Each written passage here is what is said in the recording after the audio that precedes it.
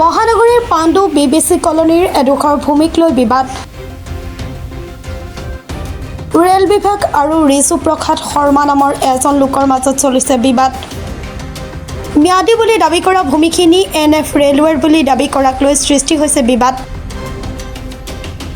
ইতিমধ্যে 40 নং দাগৰ উক্ত ভূমিক লৈ দুয়োপক্ষই কাষ চাপিছে আদালতৰ। ইয়াৰ মাজতে এলেকাটো জৰীপৰ বাবে উপস্থিত ৰেল বিভাগৰ লোক, কিন্তু আদালতৰ বিচৰাধীন ভূমিখিনিক লৈ পুনৰ জৰীপ চলোৱাত ক্ষুদ্ৰ ৰিজু প্ৰসাদ শৰ্মাৰ পক্ষ। নীতিবহিৰ্ভূতভাৱে এই প্ৰক্ৰিয়া কৰাৰ অভিযোগ তোলে ৰিজু প্ৰসাদ শৰ্মাৰ পক্ষই।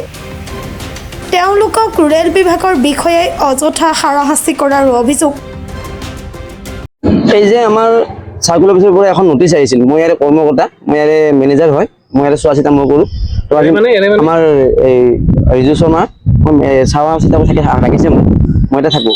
তো আজি আমাৰ তেখেত নাই, নোহোৱা অৱস্থাত নটিচ জাৰি কৰিছিল কিয় জাৰি আমাৰ ডিমাকচনৰ কাৰণে। ডিমাকচনটো কৰিব নটিচ যে কৰিছে, একচুৱেলি মাটিটো ৰিজু শৰ্মাৰ নিজৰ মাটি হয়, নিজৰ সম্পত্তি হয়, 40 নম্বৰ দাগৰ আৰু গড়কুমাৰবান্ধুৰ পৰা হেৰি হয়। তো 40, 41, 42, 43 এই দাগকেইটাৰ কাৰণে জইণ্ট চাৰ্ভেৰ কাৰণে মানুহ আহিছিল।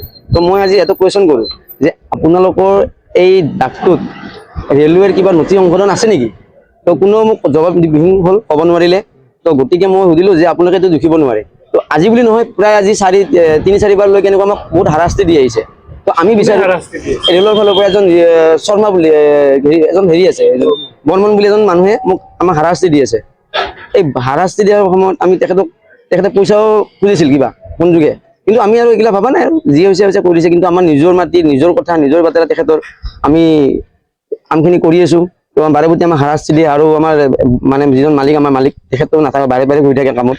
তো তেখেত নাই, তেখেতে ফোন কৰি মোক ক'লে তুমি চাই ল'বা অলপ। মই চালোঁ, মই সুধিলোঁ, সোধাৰ পিছত মোক আৰু মণ্ডলক সুধিলোঁ, মণ্ডলে ক'লে যে ডিমাকচন আছে এনেকুৱা। মই বোলো আপোনালোকৰ এটা হাইকোৰ্ট কেছ জৰুৰী আছে, যিটো চিভিল মেটাৰত চলি থকা অৱস্থাত আপোনালোকে ডিমাকচন কেনেকৈ কৰে? আৰু মোৰ নিজৰ মালিকৰ প্ৰাইভেট লেণ্ড হয়, প্ৰাইভেট লেণ্ডটো আপোনালোকে কি হিচাপত ডিমাকচন দিছে? আমাৰ কিবা নটিচ আমি কৰিছোঁ নেকি ডিমাকচন? আমিতো কৰা নাই। আকৌ আমাৰ লেণ্ডটোত আপোনালোকে ডিমাকচন কৰিব নোৱাৰে, তো এইখিনি কথা কওঁতে ডিমাকচনটো নকৰাকৈ গুচি গ'ল। এইটোৱে কথা আমাৰ। আৰু বহুত আপোনাৰ মাটিৰ নাম্বাৰ কিবা হয়, দাগ নম্বৰ 40 নম্বৰ দাগ গড়কুমাৰবান্ধুৰ পাৰাৰ হয়। আৰু আমাৰ এটা কেছ চলি আছে 43/24 এই ধাৰাত এটা কেছ চলি আছে। এই কেছৰ হেৰি চলি থকাৰ অৱস্থাত কিন্তু ডিমাকচন হ'ব নোৱাৰে। এতিয়ালৈকে একো ৰায় দিয়া নাই, তথাপি একো ৰায় হোৱা নাই, মানে কেছটো জাষ্ট এডমিশ্যন হৈছে, আমাৰ চলি আছে।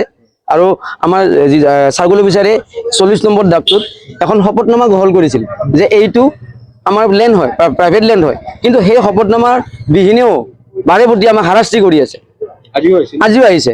তো সুধিলেও এটা কথা ক'ব নোৱাৰি। গুৱাহাটীৰ পৰা পূজা দাসৰ ৰিপৰ্ট, প্ৰাতঃ টাইম ডিজিটেল।